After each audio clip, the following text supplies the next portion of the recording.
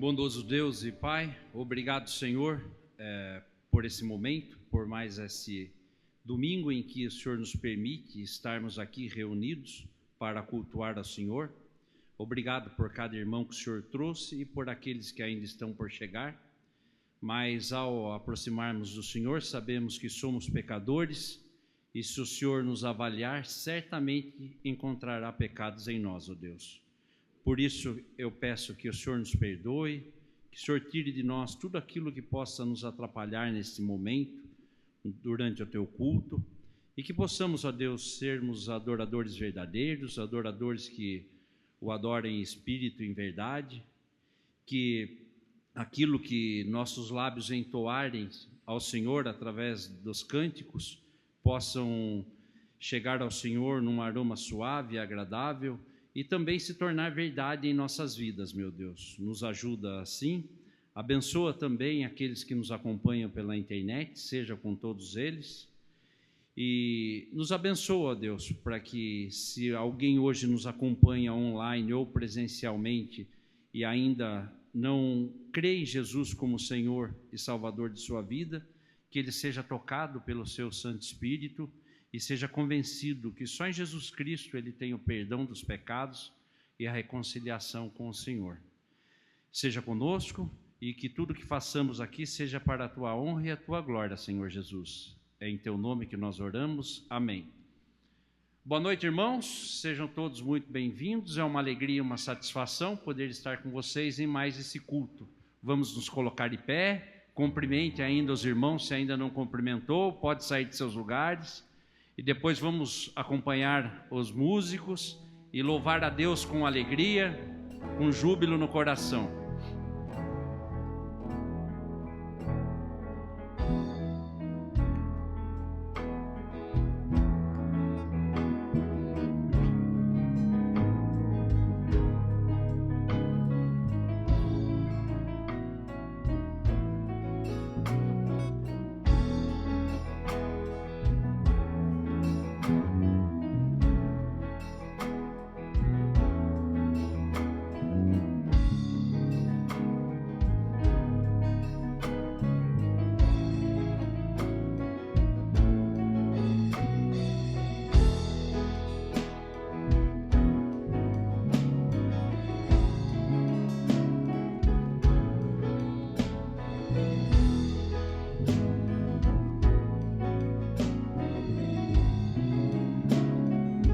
Louvar o Senhor juntos. É teu povo aqui presente,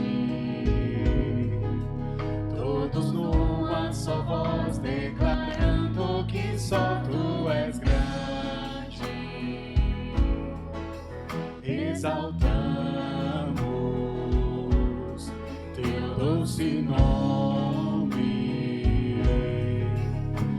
Amor pela cruz, por teu filho Jesus, pois és santo, sim, és digno de louvor e de ser adorado. És bondoso, Pai querido, entre todas as coisas tu és verdadeiro, Senhor. é teu povo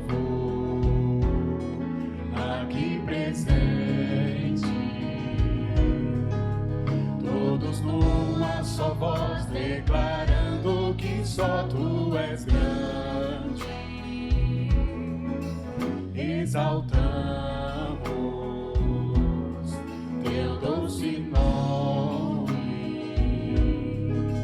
pelo amor, pela cruz, por teu Filho Jesus, pois és santo, sim, és digno de louvor e de ser adorado, és bondoso, Pai querido, sobre todas as coisas tu és verdadeiro Senhor, pois és santo.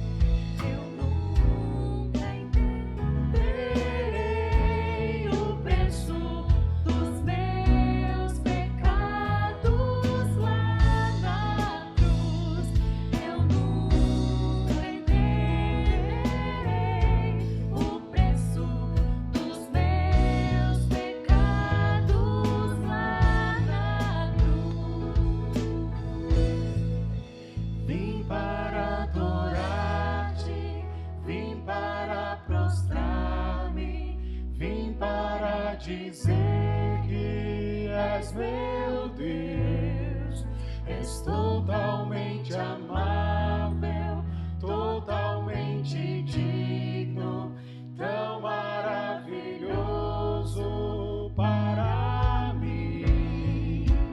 Vim para adorar-te, vim para prostrar-me, vim para dizer que és meu Deus,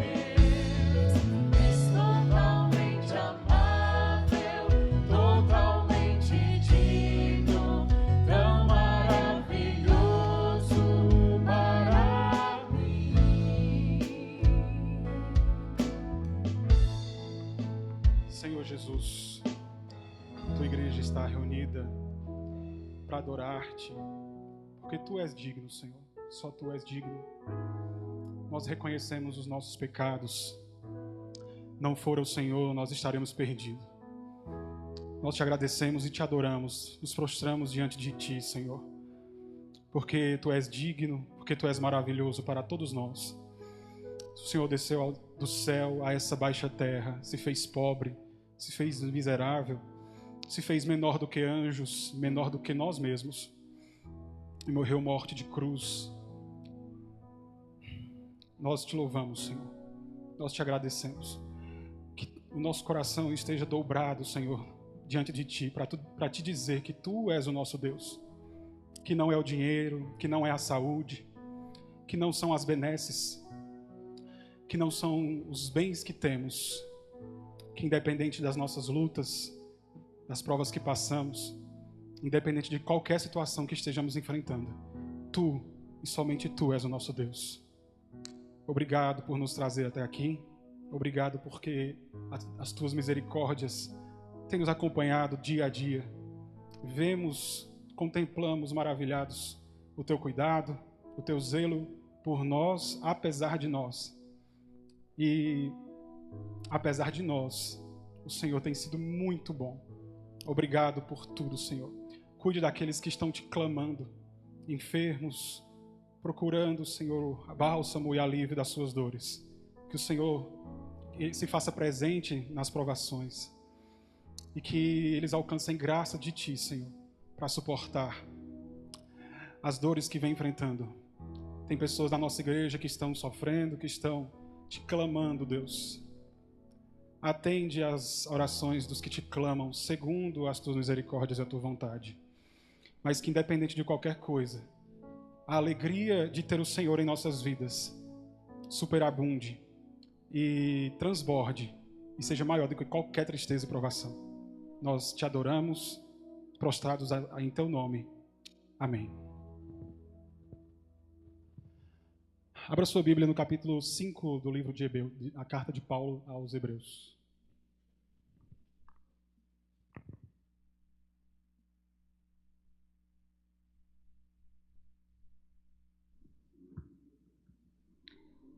Boa noite, irmãos. Hebreus 5, eu vou ler na nova versão transformadora. Todo sumo sacerdote é um homem escolhido para representar outras pessoas nas coisas referentes a Deus. Ele apresenta ofertas e sacrifícios pelos pecados e é capaz de tratar com bondade os ignorantes e os que se desviam, pois está sujeito às mesmas fraquezas.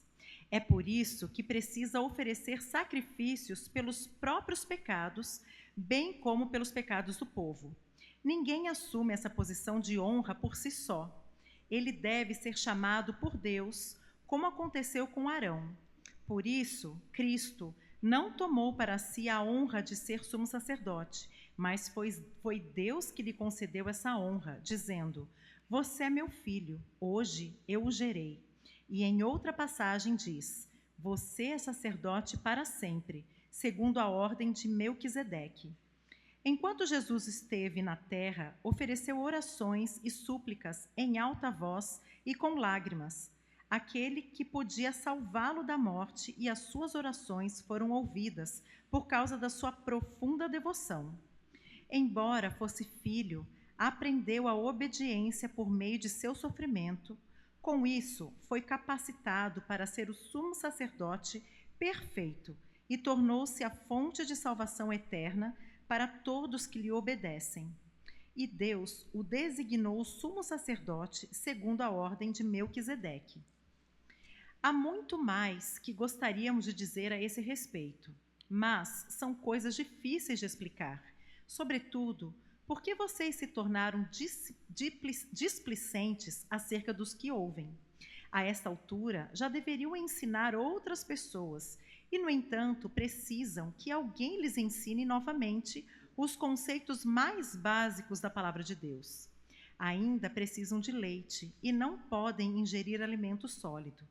quem se alimenta de leite ainda é criança e não sabe o que é justo.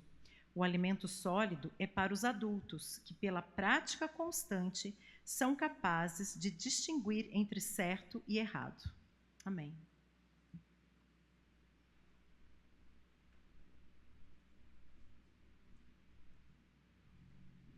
Nós teremos agora o nosso momento de ofertório. Se hoje é o dia que vocês separaram para estar fazendo, participando, nós temos na entrada lá os envelopes.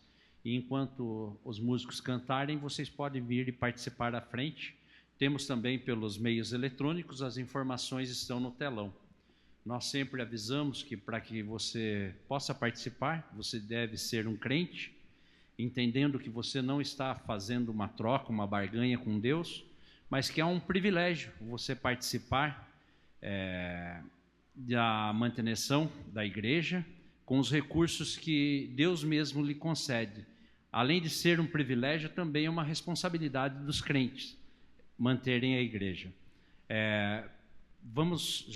Pegue seus envelopes, se já pegaram ou não, vamos orar a Deus agradecendo pelos dízimos. Santo Deus e Pai, obrigado, Senhor, pelo privilégio que temos de participar com a manutenção da Tua igreja, com os recursos que o Senhor nos concede, ó Deus. Abençoa-nos a entendermos isso e fazermos isso com alegria. E que esses recursos, ó Deus, sempre sejam suficientes para manter essa igreja.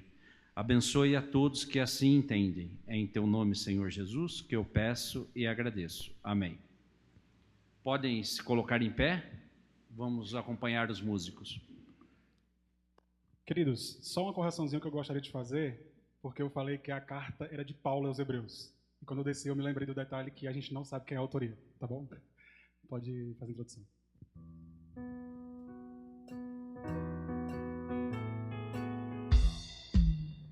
Deus promete.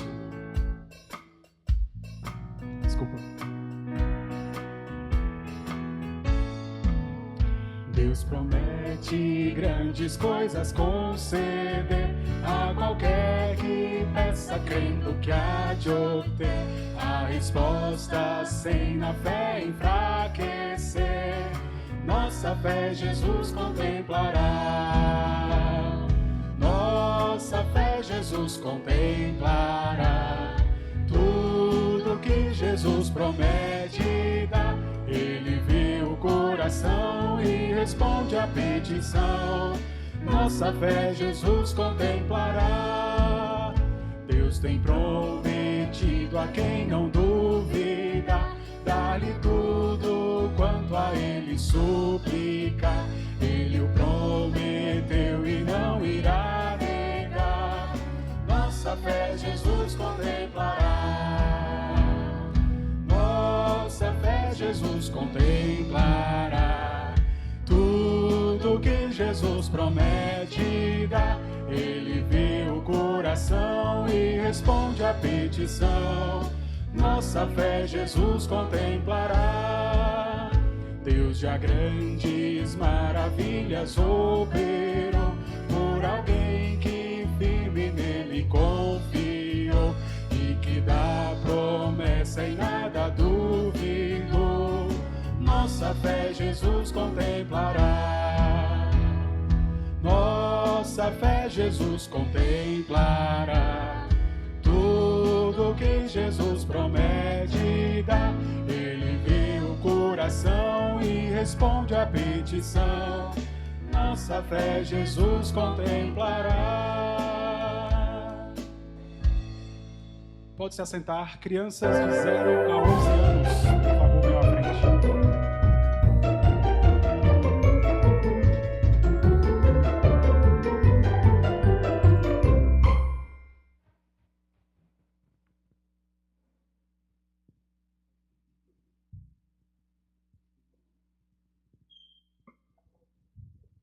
Oi, opa. Boa noite, crianças. Tudo bem? Vocês me conhecem, né? Como é meu nome? Hã? Não, meu nome é Davi. Sou seu tio. Oxi. Não, meu nome é Davi. Só que vocês não sabem que eu também sou médico, sabia? E lá eles me chamam de doutor crescedor. Doutor crescedor. Aí, como eu não tinha horário lá no médico para consultar uma pessoa que está precisando de ajuda, eu trouxe aqui para a igreja. Eu vim trabalhar aqui no momento das crianças. Eu estava com um paciente que estava doente. Ele estava precisando de ajuda. Vocês conhecem ele, sabia? É o Murilo. Cadê o Murilo? Oxe, está aqui. Está aqui. Eita, Murilo, vamos ver o que é que você está passando, o que é que você está precisando. Vou lhe atender aqui hoje. Diga aí, Murilo, o que é que você tem? Ah, doutor, tô meio fraco, sabe? Eu não consigo crescer com Deus.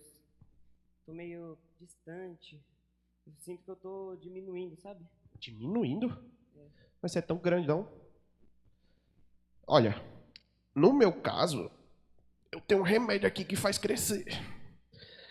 2 gotinhas dessa por dia e você cresce.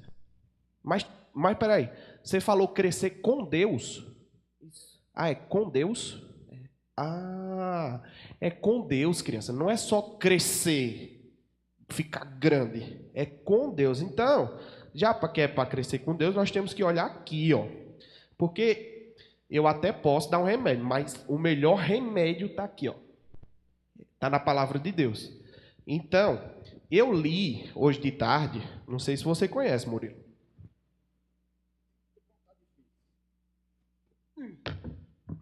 Bora aqui agora. Aqui tem sabedoria, viu? Aqui tem o remédio. Eu li, Murilo, que quando a gente quer crescer com Deus, a gente tem que ler a palavra de Deus todo dia. Você está lendo? Não.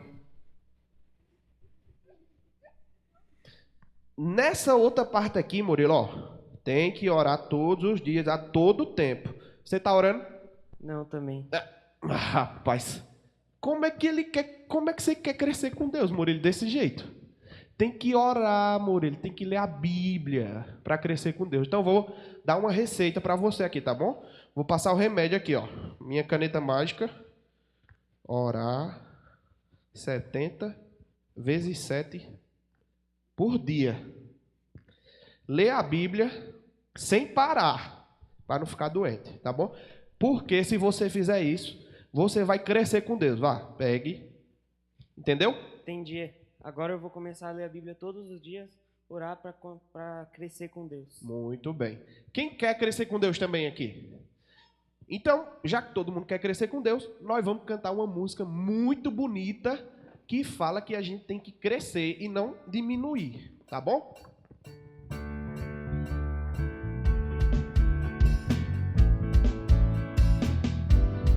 Igreja, faça os gestos também, tá? Junto com as crianças.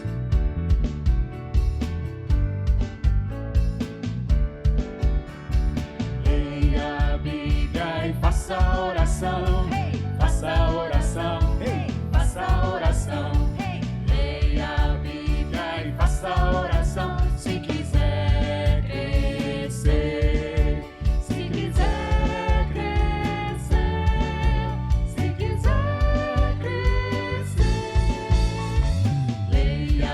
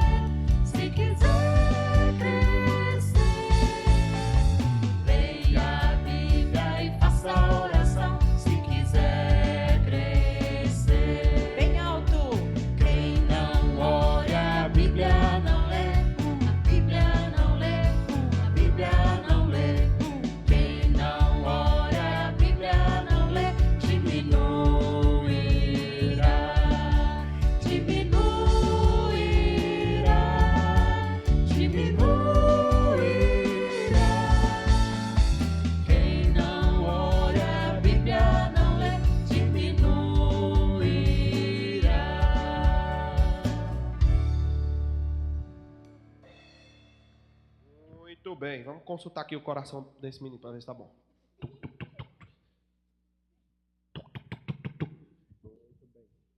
Ó, tudo saudável. Tudo pronto para ler a Bíblia e fazer oração, né? Todos os dias. Depois vamos orar, falar com Deus, pedindo isso. Senhor Deus, muito obrigado pelas essas crianças, que elas possam desenvolver, Senhor, na sua casa, junto com a sua família e toda a igreja, Pai. Essa bênção, Pai, que é ler a tua palavra, que é falar contigo, Senhor. Nos desperta, nos dá desejo, para a honra e glória do teu nome, eu oro em nome do Senhor Jesus. Amém. Jesus me ama, Jesus me ama, Jesus me ama, a Bíblia assim nos diz. Creia em Jesus, creia em Jesus, creia em Jesus, a Bíblia assim nos diz. Boa noite, irmãos. Hoje nós teremos o nosso momento missionário. Convidar a Samara para vir se aproximando aqui à frente. E só dizer que nós sempre separamos um domingo do mês para falar sobre missões. Hoje nós não estamos transmitindo o nosso culto. Vários irmãos eu sei que é um feriado prolongado, várias pessoas estão viajando, mas tenho certeza que nem todos estão viajando e há muitos irmãos que estão optando em não vir à igreja. Então nós não vamos transmitir culto enquanto as pessoas não decidirem ter compromisso de estar com o Senhor. E eu lamento pelas pessoas que estão doentes, porque nós temos diversos que estão impossibilitados de vir à igreja, como a Márcia, como a irmã Eliana e tantos outros, que vão ser prejudicados porque muitos irmãos que podem não vêm. Então, enquanto nós não tivermos compromisso das pessoas, nós não vamos transmitir o culto. Nós teremos culto para quem vier à igreja. Há pessoas fora do Brasil que gostariam de acompanhar o culto, vão ser prejudicadas, que Deus coloque na conta das pessoas que não prestigiam. Nós não queremos aplauso de ninguém, nós só entendemos que desprezar oportunidades dadas por Deus não é certo. Então, nós não vamos facilitar, nós fazemos uma estrutura tão boa, começamos a colocar câmeras e transmitir o culto, e muitas pessoas estão olhando para isso e falando, eu vou ficar em casa, vou assistir de casa. Então, não vão assistir. Pode assistir o Fantástico, assistir, sei lá, o Domingão com o Hulk, o que quiser, mas o culto só se vier à igreja, tá bom? Então, fica aí a minha palavra, a Samara vai falar um pouco sobre o Domingo Missionário. Nosso culto vai continuar sendo filmado e só disponibilizado no dia seguinte, mas no horário do culto nós não teremos transmissão quando os irmãos não vierem à igreja. Samara?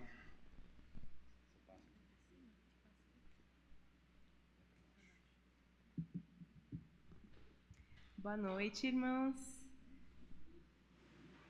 Hoje eu vou falar sobre um país que, do ano passado para esse ano passado nós oramos por 20 países, na verdade, nos últimos 2 anos nós oramos por 20 países que estavam na lista de perseguição, e como eu apresentei no último domingo missionário, a gente teve uma mudança. Então, esse país, Burkina Faso, ele não estava entre os 20, e esse ano, na nova lista, ele subiu para a posição 16ª, né? Então, eu vou falar um pouco sobre ele. Burkina Faso é um país da África. Ele é localizado aqui perto da Nigéria, do Mali, que nós já oramos também. É um país que fica perto dessa área aqui que é deserto e é um dos países mais pobres do mundo. Eu, particularmente, não conhecia esse país, mas pesquisando um pouco, estudando sobre ele, estava principalmente na Portas Abertas, no site da Portas Abertas, falando que é um dos países mais pobres do mundo. Sobre as estatísticas, existem 24 milhões de pessoas no total do país, sendo que 6 milhões são cristãos. E como eu pego essas informações da Portas Abertas, a Portas Abertas considera cristãos católicos também. Então, se a gente considerar os evangélicos, é menos do que 6 milhões. Então, a população cristã é em torno de 25% do total. Agora, falando um pouco sobre o panorama geral do país, como eu falei, ele é localizado nessa região do deserto, né, do sul do deserto aqui. Então, também é um país muito pobre.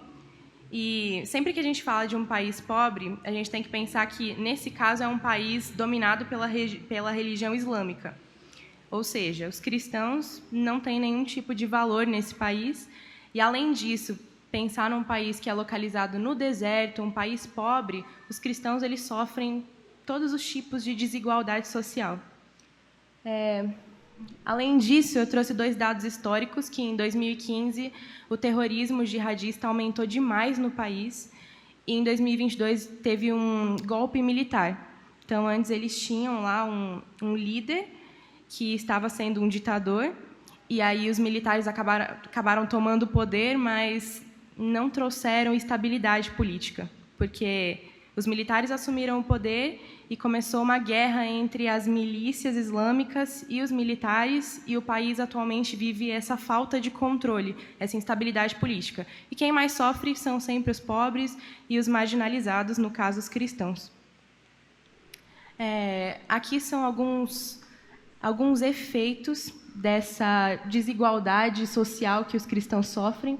Então, como os religiosos islâmicos são quem domina o país, os líderes religiosos eles têm pedido para que as pessoas queimem as igrejas que forem encontradas na região. Então, os cristãos eles têm sofrido igrejas queimadas, né, ou fechadas, eles têm sido expulsos de suas casas. Expulsos, eu acho que é um termo muito... É um eufemismo usar, né? Porque, na verdade, as suas casas são bombardeadas. Eles não são só expulsos, mas as casas são destruídas.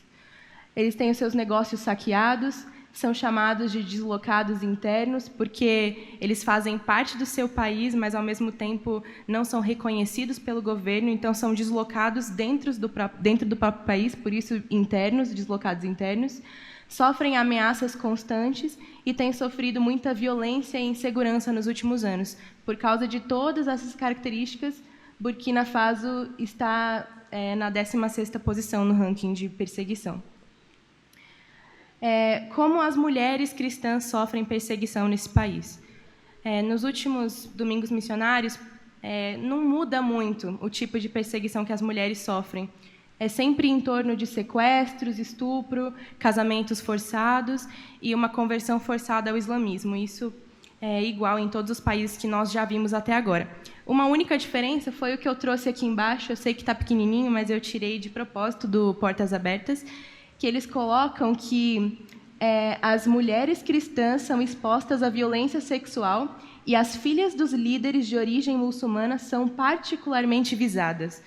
Então, as mulheres cristãs não são só perseguidas.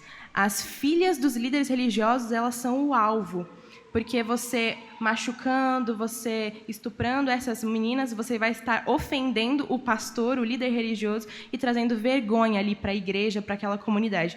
Então, elas são visadas. E no caso dos homens, eles são alvos de morte. Por que eles são os alvos? Porque se você destruir o pai de uma família, é o pai que traz o sustento. Você destruindo ele, você destrói a família inteira. Por isso, os homens são os alvos de morte, acima das mulheres. Eles também sofrem sequestros, execuções e recrutamento forçado de jovens, também para colocar eles na linha de frente de batalha na guerra e para tirá-los de dentro das suas casas e deixar suas famílias em completa... sem o sustento que elas precisam. E aqui uma crueldade especial com os líderes, porque Burkina Faso tem atacado, em especial, as famílias de pastores. Então, os líderes têm sofrido muito mais do que os outros cristãos. Aqui eu peguei um documentário que a Portas Abertas publicou desse pastor aqui. Ele não identificou o nome dele, por motivos de perseguição mesmo, mas ele aceitou fazer esse documentário, onde ele conta um pouco quão difícil é ser cristão nesse país. E ele presenciou uma situação onde o seu filho foi morto na sua frente. E ele comenta essa frase, deixa registrado para Portas Abertas, onde ele diz: eu não conseguia orar, porque quando orava, eu chorava, mas quando chorava, orava com lágrimas. Então, justamente para fazer ele negar sua própria fé, os islâmicos executaram seu filho na frente dele. E ele falou que ele não tinha forças para orar, mas que as lágrimas dele já eram uma oração para o Senhor. E aqui em cima foi o que eu tinha falado, que os líderes religiosos, eles incentivam as comunidades a serem hostis com os cristãos. Os líderes não têm força de irem sozinhos para derrubar as igrejas, então eles estimulam a população a fazer esses tipos de ato, né? E os pedidos de oração foram pedidos que a própria Portas Abertas colocou. Eu dividi em 3 aqui. O primeiro pedido é por estabilidade, porque, como eu falei, o país vive essa instabilidade política e os que mais sofrem são os marginalizados, no caso, os cristãos. Em segundo lugar, orar para que os extremistas islâmicos encontrem a verdade e abandonem os seus objetivos violentos. Porque, como eu disse também no último domingo, a gente costuma olhar para eles e desejar vingança, desejar que o Senhor faça justiça, mas o nosso coração deve estar voltado ao amor, está voltado a orar para eles, no sentido de eles se arrependerem dos seus pecados e encontrarem Jesus, porque só Jesus pode tirar as vendas deles e fazer eles contemplarem a maldade que eles têm feito.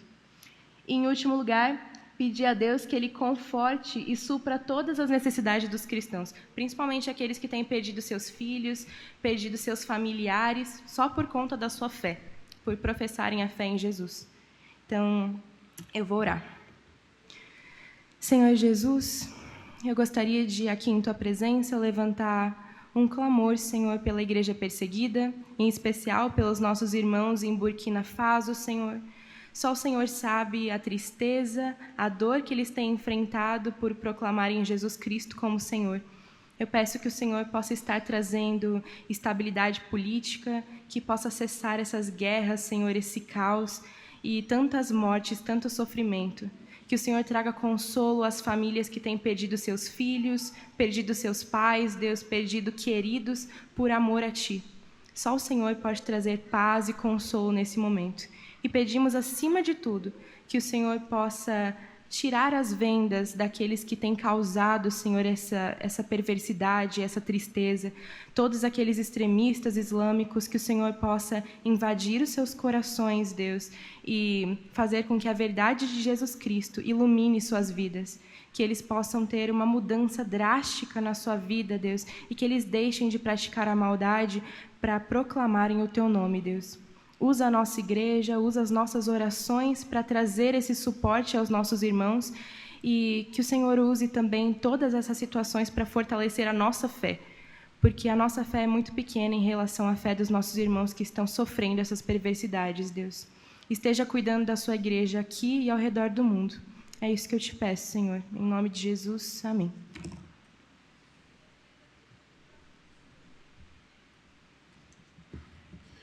Irmãos, além desses pedidos relacionados ao mundo missionário, há outras pessoas que carecem de nossas orações, motivos de agradecimento, mas também petições. Nós temos acompanhado o caso da irmã Márcia, que está fazendo um tratamento para combater um câncer agressivo que veio sobre ela, e ela conseguiu fazer o transplante de medula. Então nós queremos louvar a Deus, porque essa primeira tentativa houve a pega já de todo o material que ela precisava, e agora ela já saiu da UTI, foi para o quarto, do quarto houve uma melhora significativa e foi para casa, mas como a imunidade dela está baixa, ela não pode receber visita. Então lembrem de agradecer a Deus, porque nós temos orado há meses por ela, e finalmente nós estamos vendo o quadro dela se reverter. Então sustentem ela em oração. Lembrem de orar pela irmã Eliana, a Eliana Godoy.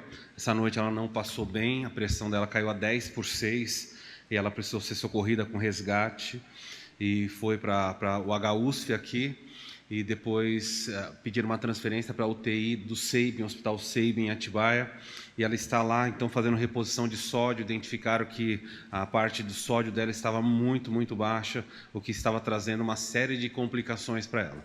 Ela deve ficar internada na UTI uns 2 dias para fazer todo esse tratamento de reposição. Então, lembre de orar pela família do irmão Ari Godoy, pela irmã Ariana, que está lá acompanhando, e muitas vezes fica difícil porque é longe e na UTI não pode ficar acompanhante, então tem essa dificuldade. Lembre de orar também pelos idosos da nossa igreja, cada um deles com seus desafios inerentes à idade, E se você não morrer cedo, você também vai se tornar idoso e vai ter os seus problemas, vai trazer as suas preocupações para a família. Então tem muitos idosos da igreja, então as famílias pedem oração por eles e pedem também para oração por elas, porque existe uma fase da vida que deve ter um equilíbrio entre o idoso e o seu próprio parentesco, as pessoas que cuidam dele. Isso é um desafio e tanto.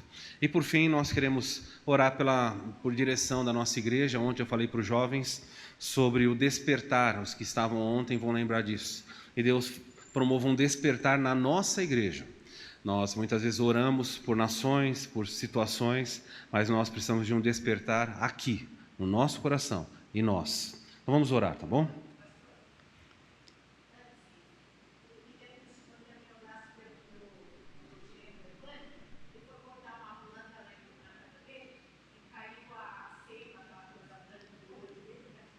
Ok. Vamos orar pelo Evânio, que ao fazer um procedimento na casa dele lá, de cuidar das coisas, cortou e a seiva, aquele líquor que sai da própria árvore, caiu no olho e em alguns casos é venenoso. Então isso traz diversas complicações. Vamos colocar o Evânio e tantos os demais. E Deus sabe, aqueles pedidos que não foram colocados aqui nominalmente, o Senhor conhece, tá bom? Baixe sua cabeça um instante. Vou dar para você alguns instantes para você pedir por você. Eu sei que você tem os seus pedidos. Apresente ao Senhor os seus pedidos e depois nós oramos juntos.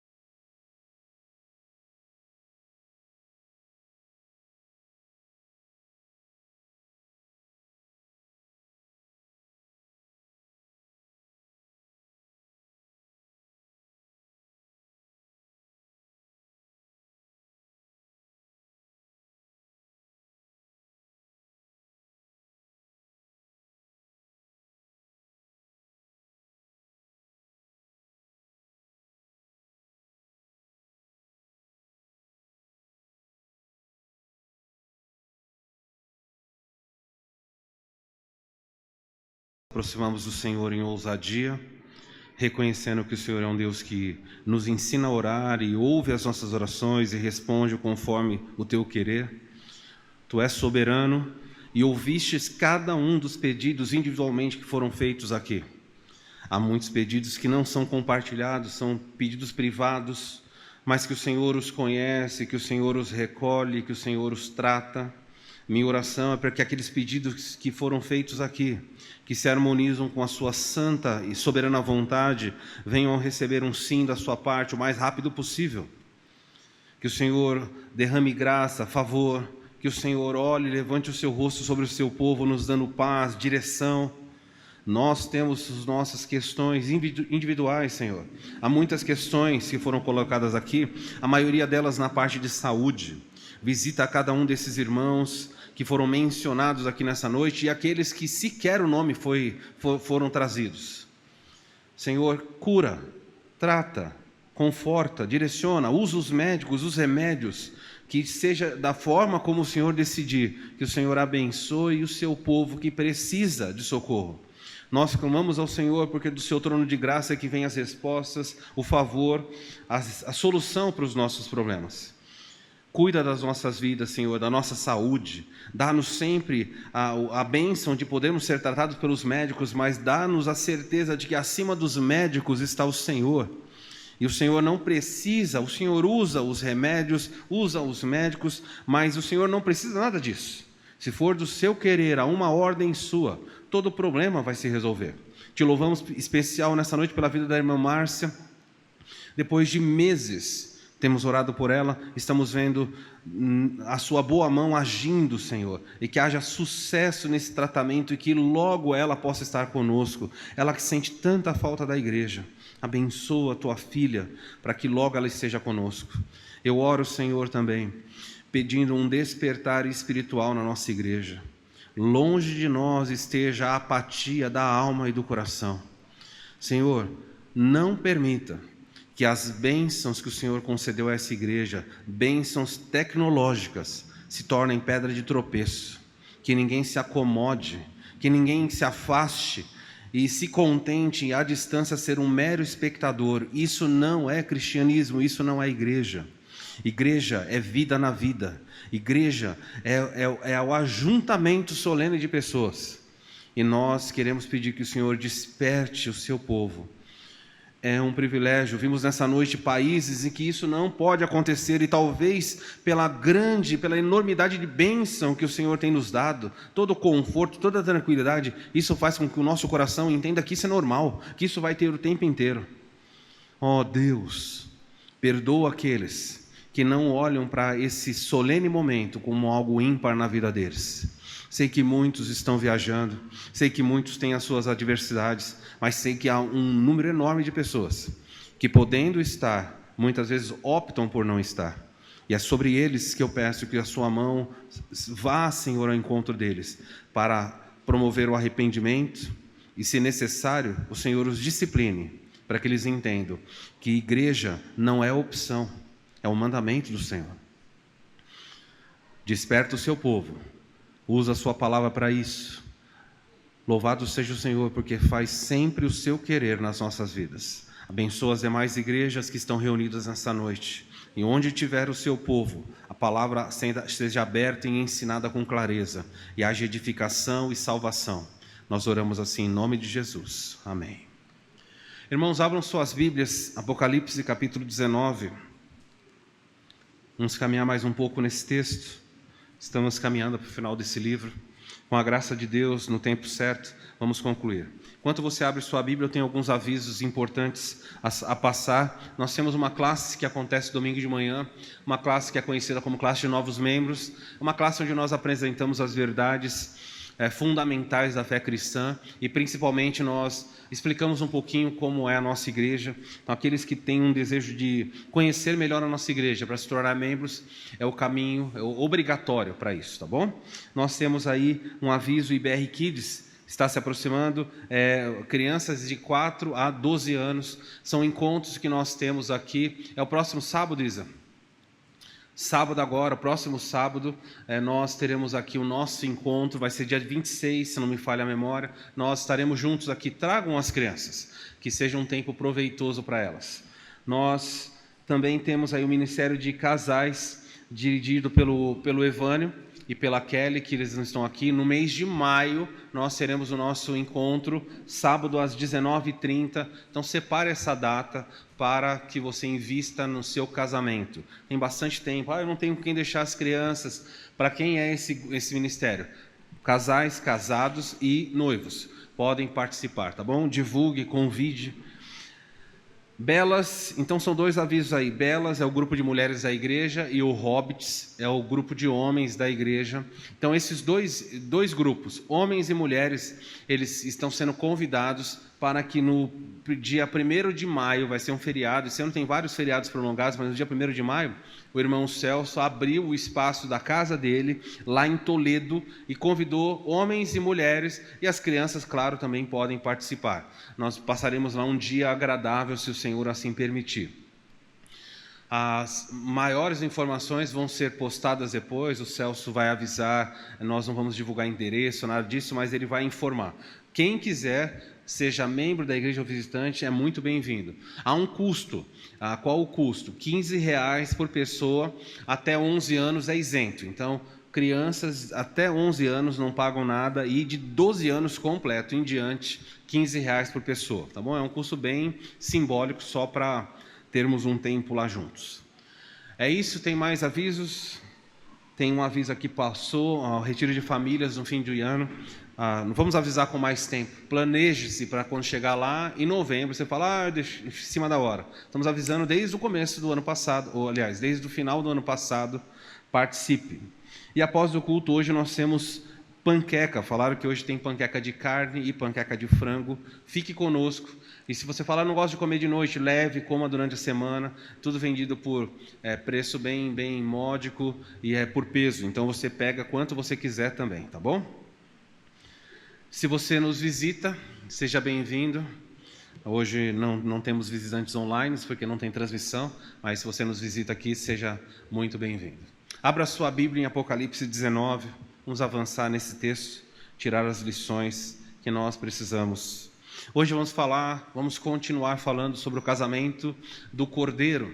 Então, os últimos domingos nós temos falado sobre essa celebração, casamento na cultura oriental, e para nós também é a maior celebração que existe. É uma festa de grande impacto. E parece-me que Deus começa a história da humanidade começa com um casamento, ele forma Eva e traz para Adão e diz, olha, essa é osso e aí Adão fala, é osso dos meus ossos, carne da minha carne, e há um casamento ali. E no final da história, a história termina com um casamento também entre Cristo e a sua igreja. Então, casamento faz parte da história da sua humanidade. Cristo começa o seu ministério, ele decide começar num casamento. Então, você vai vendo como ele olha e trata de forma especial o matrimônio. Nós vamos ver aí do versículo 7 ao 10, algumas verdades, diz assim, alegremo-nos, Tiago, você pode ir passando enquanto eu ler, por favor. Alegremo-nos e exultemos, demo-lhes a glória, porque são chegadas as bodas do Cordeiro, cuja esposa a si mesmo já se ataviou, pois foi-lhe dado vestir-se de linho finíssimo, resplandecente e puro. Porque o linho finíssimo e puro são os atos de justiça dos santos. Então me falou o anjo, escreve, bem-aventurados são aqueles que são chamados à ceia das bodas do Cordeiro. E acrescentou, são estas as verdadeiras palavras de Deus. Prostrei-me ante aos seus pés para adorá-lo. Ele, porém, me disse, vê, não faça isso. Sou conservo teu e dos teus irmãos, que mantém o testemunho de Jesus, adora a Deus, pois o testemunho de Jesus é o espírito da profecia. Vamos olhar alguns aspectos importantes quando nós pensamos nesse texto. Nós temos uma verdade central. O casamento de Jesus, ele traz alegria, louvor e glória. Festas normalmente são marcadas por grande alegria, por festividades. E o encontro entre Jesus e a sua igreja é um símbolo máximo de uma celebração que vai ecoar pelos séculos dos séculos. Nós não temos dimensão ainda, por mais que a gente fale, nossa cultura não tem o mesmo paralelo que a cultura oriental. O mundo antigo entendeu isso aqui muito bem. O casamento dos hebreus, dos judeus, ele era um casamento longo. Ele era, a festa de casamento, a cerimônia, tudo envolvido, era algo muito longo. E tudo isso vai sendo replicado na vida. Então, hoje, na vida da igreja, nós estamos vendo que há vários aleluias. E vimos que a palavra aleluia é a junção de duas palavrinhas, alelu, que é louvem, e Iá, que é Yahweh, que era, ou da onde transliterou-se Javé, mas Yahweh, Yavé. Então, aleluia, Iá é louvem ao Senhor. Por quê? E aí ele apresenta razões. Ele fala, louvem porque ele reina, louvem porque ele nos salvou, louvem porque... E aí ele vai apresentando as razões. E o quarto aleluia, ele diz, louvem porque são chegadas as bodas do Cordeiro. Então há grande louvor no céu, porque o casamento de Jesus está se aproximando. Então essa aqui é chamada de bodas. A gente não usa mais tanto esse termo, né, a não ser para celebrar as datas festivas de casamento. Hoje estou fazendo bodas de ouro, ou seja, faz 50 anos que eu casei. Bodas é a cerimônia. E depois existe no próprio texto aqui uma sequência que fala da festa das bodas. E as pessoas muitas vezes não entendem todo o significado. O objetivo desse texto é falar sobre esse casamento, esse encontro, que a figura, a analogia do casamento entre nós e o encontro com Cristo. A igreja, ela vai ser apresentada, e para o judeu, no mundo antigo, a apresentação da noiva era uma coisa muito importante. O contrato era feito, às vezes, antes da noiva nascer, ou muitas vezes depois que a noiva nasceu, uma família gostava da outra. Não era feito entre o indivíduo, não era o noivo e a noiva que gostavam entre si. Era o pai da noiva que olhava e falava assim: olha, eis aqui uma pessoa especial, cuja família é especial, e vai ser muito bom para o meu filho esse relacionamento. Então, o pai da noiva e o pai do noivo firmavam um contrato dizendo: quando eles chegarem na idade correta, eles vão casar. Esse contrato podia ser antes da pessoa existir. Fala assim: você já tem filhos? Não, mas quando eu tiver, o meu filho vai casar com o seu. E aí vai. Era assim que funcionava. Paralelo na igreja. A Bíblia fala que nós somos comprados, que nós fomos... nosso nome foi colocado no livro da vida antes da fundação do mundo. Ou seja, você e eu, como noiva de Cristo, nós não fomos chamados depois do nascimento. Você já foi chamado para ele antes do nascimento. O seu nome foi colocado no livro da vida, Deus falou. Interessante aqui que o pai do noivo e o pai da noiva é o mesmo nesse caso. Deus falou: filho, eu vou criar um povo e eu vou dar esse povo a você. Então, antes que tudo existisse, Deus já prometeu você em casamento. Ok? Então não é você que depois olhou para Jesus e falou: ele é bonitinho, eu gosto dele. Não, isso é bobagem. Ele fala: vou unir vocês. E na história, a igreja nasce. Olha, milênios se passaram sem a igreja existir, só existia a nação de Israel, e a igreja nasce.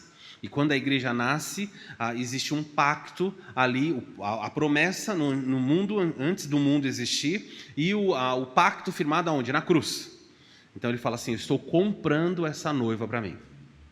E Jesus fala para sua noiva em João 14: olha, na casa do meu pai há muitas moradas, eu vou preparar lugar para vocês, como era o casamento judaico, e quando estiver tudo pronto, eu voltarei para vos buscar. Casamento judaico era assim: fica na casa do seu pai, e quando estiver pronto lá, eu venho te buscar. E é o que Jesus está fazendo hoje no céu. O que Jesus está fazendo no céu?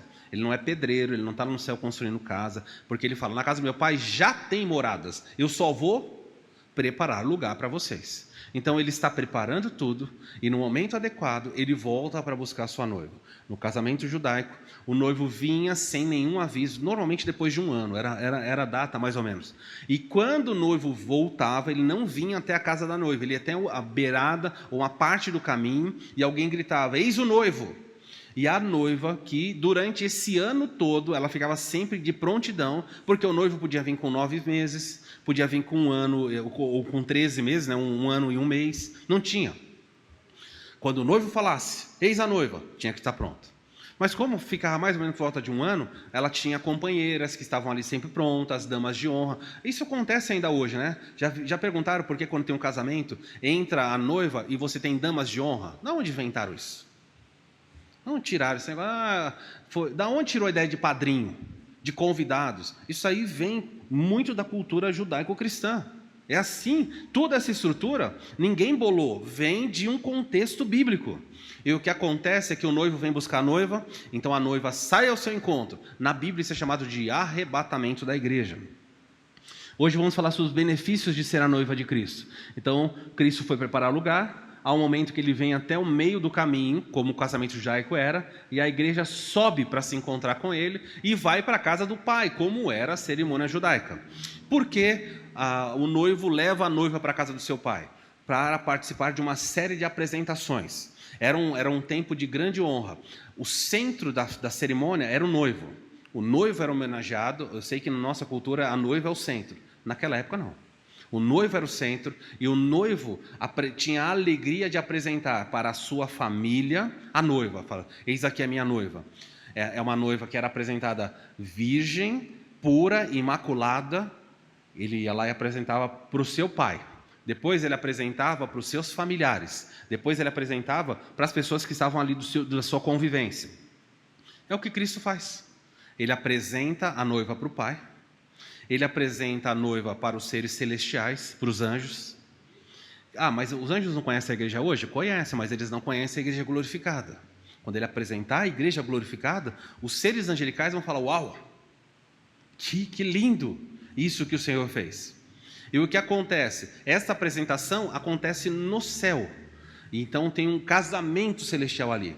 E o que acontece no final desse período que o casamento aqui acontece, você precisa apresentar essa noiva para outro grupo. Que grupo é esse? Quando Jesus volta para a igreja, volta com a sua igreja, ele ainda vai apresentar a sua noiva, esposa, né? Na cultura judaica a noiva era quase esposa. Ele vai apresentar para as pessoas que estão na terra. Então a noiva tem que ser conhecida na terra também. Então não é só lá. Quando ele volta aqui na terra, ele mostra para o mundo inteiro a sua noiva. E ele mostra antes mesmo de destruir os ímpios. Romanos capítulo 8 diz assim, porque ainda fala que Romanos capítulo 8, ele vai falar que esse mundo, né, a terra geme, aguardando a revelação dos filhos de Deus. O que é isso que ele está contando? Ele fala que toda a natureza está gemendo, esperando que nós sejamos manifestados neste mundo com o corpo glorificado. Isso acontece quando ele volta. E aí, durante o milênio, ele ainda apresenta a sua noiva para um outro grupo, que é o grupo dos salvos do Antigo Testamento. E aí, então, você tem, durante o milênio, a festa de apresentação dele. Tudo bem? Então, nós vamos ser apresentados bastante. Nós vamos ser... Qual é a ideia aqui? O noivo, no mundo antigo, ele tinha a alegria de exibir a sua noiva, não como objeto, mas com grande honra, falando assim: eis a minha noiva. E todo mundo se alegrava. Vocês lembram da história de Esther, não é? Da história de Assuero, quando ele manda chamar a rainha Vasti, depois de dar 6 meses de festa, ele está bêbado e ele manda Vasti colocar a sua coroa e se apresentar diante dos seus convidados. O que ele queria fazer? Ele queria mostrar a sua rainha, exibir a sua rainha por um mundo inteiro. E a discussão é se ela está vestida ou não está vestida, mas não importa. O fato é, ele queria mostrar Vasti. E ele falou: vocês verão a beleza dela. Cristo tem todo o direito e terá toda a alegria de exibir para o mundo inteiro a noiva perfeita. Hoje nós não somos perfeitos, mas ele vai exibir. E o mundo verá, os anjos verão, as pessoas do Antigo Testamento verão. Isso é uma festa de casamento. Se você entender, tudo o que eu estou falando aqui é casamento celeste. Muito bem, a noiva foi tirada e a igreja sai da terra, ela encontra com o seu noivo no céu, e o texto aqui diz assim, versículo 7: alegremo-nos e exultemos e demos-lhe glórias, porque são chegadas as bodas do Cordeiro, cuja esposa a si mesmo se ataviou. A ideia muito contida aqui funciona assim: irmãos, nós não somos perfeitos. Deus olhou para nós, para a nossa miséria, para a nossa decadência, e Cristo nos comprou, Ele nos redimiu. Mas ainda assim, hoje, salvos pela sua graça, nós continuamos sendo imperfeitos. Nós brigamos, nós mentimos, nós temos pensamentos errados, motivações pecaminosas. Mas a Bíblia fala que um dia o Senhor olhou para nós e na cruz nos vestiu de uma justiça. Então hoje, sentados aqui quando nós estamos, nós temos algo que é chamado justiça imputada. Ele pegou a justiça do filho dele e colocou sobre você, imputou a justiça sobre você. Então você é justo, por quê? Você é justo porque alguém pegou a justiça de outra pessoa e colocou na sua vida. Isso é um fato. Neste momento acontece uma coisa diferente. Neste momento, nós não somos alvos só da justiça que foi imputada, mas nós somos alvos da justiça, entenda o que eu vou dizer aqui, da justiça própria. Como isso, justiça própria? O texto vai falar assim: ela vai se vestir com os atos. Se você olhar para o versículo 8, vai falar assim: pois foi-lhe dado vestir linho finíssimo, resplandecente e puro. E olha o que ele fala: porque o linho finíssimo são o quê? Os atos de justiça. Então ele fala assim: agora nós não seremos só bonitos por fora, com a cobertura espiritual que Cristo colocou, mas nós teremos uma beleza interior. Os atos de justiça brilharão. E as palavras aqui, eu não gosto muito, embora eu cite, eu não gosto muito de ficar usando essa palavra hebraica, essa palavra grega, porque no final, embora você sirva para mostrar algo, não te tem tanto proveito, porque você não tem conhecimento desse idioma. Mas a palavra usada aqui, lampron, tem a ver com um brilho. Você já viu como as noivas gostam de andar com branco e brilho, e aí tem um véu, e aí tem aqueles... Como é que chama aqueles negocinho, pedrinha que brilha? Eu não sei o nome. Strass, e os mais pobres é strass, os menos, os ricos é diamante mesmo, fica brilhando ali, tem tudo aquela roupa. Eu não entendo nada de moda, mas vamos lá. Então, é colocada uma luz sobre a noiva e ela entra, aquela roupa linda, reluzente, brilho para todos os lados. A Bíblia fala que quando a noiva de Cristo, não só que já foi revestida pela justiça dele, mas quando os atos de justiça dessa noiva aparecerem, a palavra lampron fala de um brilho, é interessante, é o brilho de um vidro transparente colocado sobre luz. Eu não sei como eu transmitir isso para você, mas imagina que você pegasse uma taça de cristal e você colocasse luz, e ela cria aquele brilho que parece que tem vitrificado em volta. E é isso que ele está falando. Há um momento na história em que eu e você vamos ter uma aparência brilhante. Gente, eu não sei como transmitir para você. Se você falar, eu não gosto de brilho, lamento muito, naquele dia, brilha a estrelinha de Jesus, você vai brilhar. E vai reluzir, porque ele fala assim, quando se colocou isso sobre a noiva, lampron apareceu, um brilho fantástico. E é isso que está aguardando para a gente, uma festa maravilhosa. Mas como isso aconteceu? Como é que esses atos de justiça foram colocados? Veja só, no versículo 7, diz o finalzinho assim, cuja esposa a si mesmo já se ataviou. Me parece que a igreja, em algum momento aqui desse processo, quando fala ela se ataviou, parece que ela está fazendo algo, por isso fala dos atos dela. Ninguém é salvo por atos, ninguém é salvo pelo que faz, mas nós nos embelezamos pelo que nós fazemos. Está claro isso para vocês? Você não é salvo pelo que você fez, mas você é responsável pelo que você faz depois da sua salvação. E aí, você mesmo começa a se ataviar. Quando você luta por purificação da sua vida, é como se você estivesse ali de vez em quando. Para os homens é difícil isso, mas todos nós estamos envolvidos nessa figura. O que é uma pessoa que vai se ataviar? Eu sei como é que na minha casa tem 3 mulheres. Então, quando eu tenho que estar aqui há 4 horas na igreja, em 30 minutos antes, eu estou pronto, ou eu me arrumo 30 minutos antes de sair, porque eu não tenho que me ataviar, ok? Os que têm mulheres aqui sabem o que é isso. E aí há barulho de secador no banheiro, há barulho de, sei lá, chapinha se faz barulho e tal, e maquiagem. Elas estão se ataviando.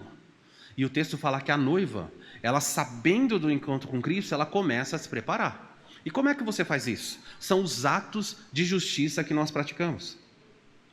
Olha para a sua vida, cada vez que você pratica um ato de justiça, é como se você estivesse se arrumando para encontrar com esse glorioso noivo que vem à frente. Mas você não é suficientemente capaz de se apresentar totalmente pronta, mas você se arruma. Não importa, as irmãs estão aqui, não importa quanto vocês se arrumem para vir para cá, vocês nunca vão se apresentar perfeitas, porque a perfeição nessa esfera não existe. Mas o Cristo nos diz que nós temos que nos ataviar. Existe um preparo que depende de você. Senhor, vou lavar mais a minha boca. Vou falar menos coisas erradas. Senhor, vou ir menos àquele local. Não posso me sujar. Quem já foi em festa de casamento e você pega crianças pequenininhas e fala assim, essa vai ser a daminha. Eles estão vestidos de branco, sapatinho branquinho, vestidinho branquinho. O maior desespero das pessoas, sabe o que é? Manter aquelas crianças branquinhas. Por que é difícil? Porque aquela criança está branquinha, de terno branquinho, tudo branquinho, mas ela não está nem aí, ela quer fazer o quê? Ela quer brincar no chão, ela quer correr na grama. Os pais falam, depois, primeiro você vai entregar a aliança, depois você faz o que você quiser. Amarra a criança, prende, põe fita, enfim, faz um jeito para a criança ficar parada. Nós, enquanto estamos aguardando o nosso Senhor, nós somos noivas vestidos de branco, que estamos num chiqueiro, e temos que atravessar esse chiqueiro, nos sujando o mínimo possível. É um contraste, não é? Você tenta andar e tem gente jogando lama, espirrando lama, e você fala, não, Não faz isso. Mas um dia, quando chegar esse dia, essa noiva será gloriosa, ela brilhará, porque ela já começou a se ataviar. Mas naquele dia, os atos de justiça que você fez e está fazendo aqui, serão colocados sobre você. Hoje, a justiça de Cristo, naquele dia, além dela, os seus atos. Pastor, como assim? O apóstolo Paulo diz algo interessante, que depois que a igreja chega no céu, o primeiro evento que acontece é chamado Tribunal de Cristo. Onde isso aparece? Tem um texto intrigante, é um texto que deveria ser emoldurado e colocado na casa dos crentes. O texto diz o seguinte, veja o apóstolo Paulo falando, pois todos nós, eu coloquei em amarelinho ali para destacar já isso, Paulo diz, todos. Pastor, será que eu? Todos nós quem? Os crentes. Paulo diz, todos os crentes vão ter que fazer alguma coisa. Todos nós temos de comparecer. Não é que talvez você compareça, não é que você vai tentar, se der eu passo lá. Paulo diz, todos os crentes vão comparecer neste lugar. E você fala, pastor, o próximo evento que te aguarda é o arrebatamento da igreja, se você não morrer. E o segundo evento que encontra é um tribunal. Quando você sair desse mundo, a primeira coisa pela qual você passa é um tribunal. Lamento dizer isso para você, mas precisa te avisar, faz parte do processo. Todos nós temos de comparecer aonde, Paulo diz? Diante do tribunal de Cristo. Para quê, Paulo? Para que cada um... Então veja, qual é a diferença de todos nós e cada um? Todos nós vamos comparecer, mas cada um vai ser o que? Um julgamento individualizado, hein? Não vai ser coletivo. Família tal, se apresente. Todos estarão lá, mas cada um vai passar por esse tempo aí de exame. E ele diz assim, para que cada um receba o que merecer, pelo bem ou pelo mal. Bem e mal, a melhor tradução seria para receber aquilo pelo o que foi útil ou inútil que tiver feito por meio do corpo terreno. Então veja, o que são atos de justiça? Deus te dotou com um corpo. Mãos, pés, olhos, boca, pensamentos. Tudo que você fizer aqui depois de salvo, tudo vai ser computado da seguinte forma. Isso foi útil ou isso foi inútil, tá bom? Não é um tribunal que vai falar, você vai para o céu ou para o inferno. Todo mundo que estiver nesse tribunal, o destino é céu.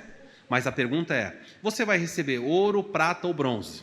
Eu lembro que nas EBFs, quando eu praticava ou participava quando criança, no final tinha uma medalhinha Nescau. Não sei quantos vão lembrar, assim, uma chapinha que você dava. Gente, aquilo não tinha valor nenhum. Eu guardei durante alguns anos algumas medalhinhas. E aí participava de campeonato de futebol, não sei o que, vôlei, ganhava uma medalha, você vai guardando. Deixa eu dizer para você, que tudo que você fizer aqui, naquele dia vai ser avaliado. E Deus vai verificar a justiça dos seus atos. Porque é possível que você faça coisas boas, que são coisas realmente boas, e Deus considere isso que você fez inútil, para na perspectiva dele. Como entender isso? Irmãos, olha só. As bodas acontecem no céu, e quando ele volta, aqui embaixo nós temos, no milênio, quando ele volta para a terra, 1000 anos, que é a festa das bodas. E esse amarelinho, pastor, esse amarelinho aqui é Daniel capítulo 12, que fala que haverá um período de julgamentos. Aqui está Mateus capítulo 20, aqui está Mateus capítulo 25, aqui está Daniel capítulo 12, textos que ele fala, eu sentarei e julgarei as nações. Então aqui tem um período de julgamento, e depois o reino de 1000 anos começa. Se todos nós vamos comparecer diante do tribunal de Cristo, e a Bíblia fala assim, a noiva se ataviou e foi dado linho finíssimo, esse linho, essa roupa belíssima é colocada depois desse julgamento, quando todos os problemas e imperfeições da igreja foram retirados. Qual é a base para isso? O critério da avaliação se encontra em 1 Coríntios, deixa marcado aí, abre em 1 Coríntios capítulo 13. 1 Coríntios capítulo 13 é um texto... 1 Coríntios capítulo 3, desculpa. 1 Coríntios capítulo 3.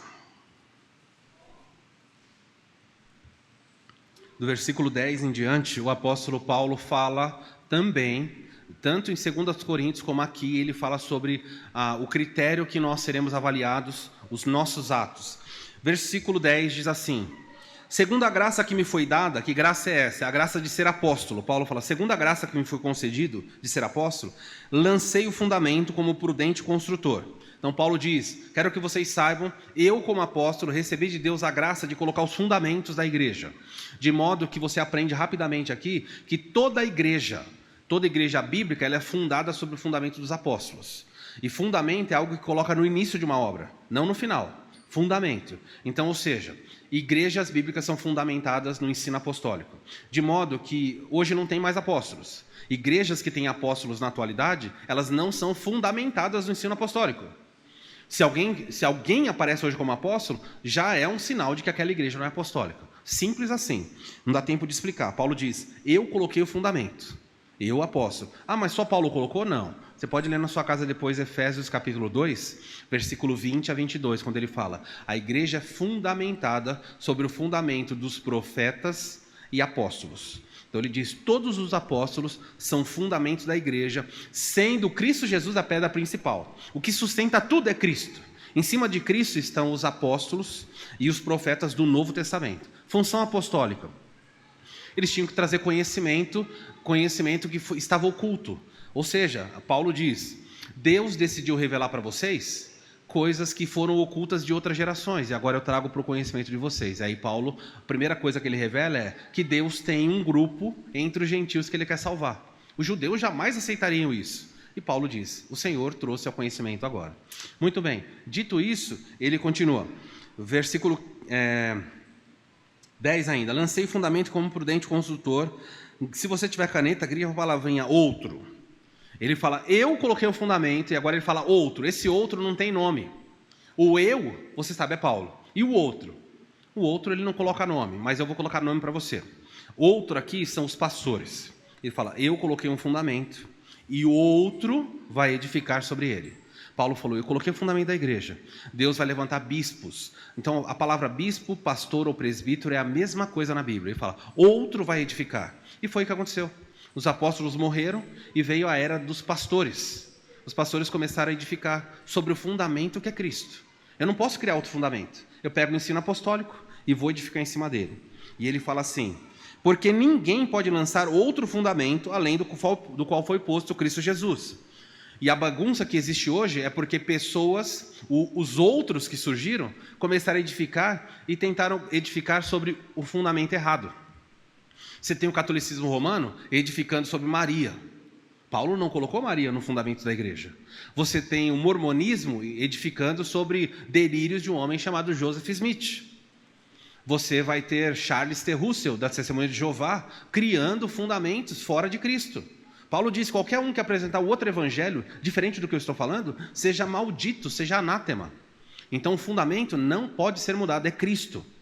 Então, se você vai em igrejas pentecostais, neopentecostais nessa noite, e até algumas tradicionais, que querem mudar o fundamento, dizendo o seguinte, para ser salvo, não basta só crer em Cristo. Você tem que crer em Cristo e não cortar o cabelo, não usar maquiagem, não ver televisão.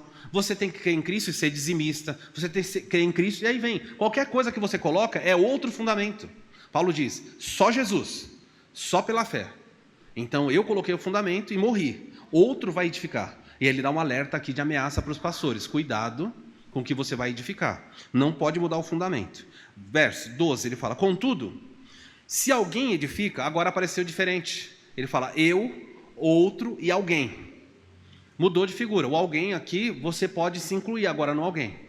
Eu coloquei o fundamento, outro vai edificar, mas preste atenção, porque se alguém, agora ele pegou todo mundo, se alguém edifica sobre outro fundamento, verso 12, contudo, se o que alguém edifica sobre o fundamento é ouro, prata, pedras preciosas, madeira ou feno ou palha, manifesta se tornará a obra de cada um, pois o dia a demonstrará. E aí Paulo diz o seguinte, o fundamento foi colocado em Jesus. Deixa eu passar o barulho. Depois do fundamento sendo colocado, outros edificaram. E depois das pessoas edificarem, o que acontece? Alguém pode construir sobre o fundamento certo usando o material errado. Então nós temos uma série de circunstâncias aqui.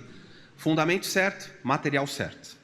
E ele diz, cuidado, porque alguém pode estar no fundamento certo, e agora é você e eu, Ah, pastor, minha vida está em Cristo, ok. Agora ele fala para você, cuidado, porque alguém pode construir esse edifício com algo errado.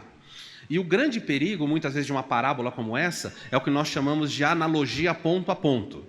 Você tem que entender a parábola, entender a analogia, mas você não pode pegar ponto a ponto, você tem que entender o sentido geral para você interpretar. Vou dar um exemplo. Se você ler Isaías 40, fala, os que confiam no Senhor são como águias, que correm, voam, não se cansam. Ele fala sobre isso. Qual o objetivo dele ao fazer isso? O objetivo dele é simples. Os que confiam no Senhor, eles são fortes, são perseverantes. É isso que ele quer ensinar. Agora você pode pegar a águia e fazer miséria com isso. Olha, quando ele falou que você é como águia, significa o seguinte, a águia tem pena, e ela troca de pena não sei quanto tempo. Então o crente tem que sempre estar tocando de pena. Você fala, nossa, está isso aí no texto?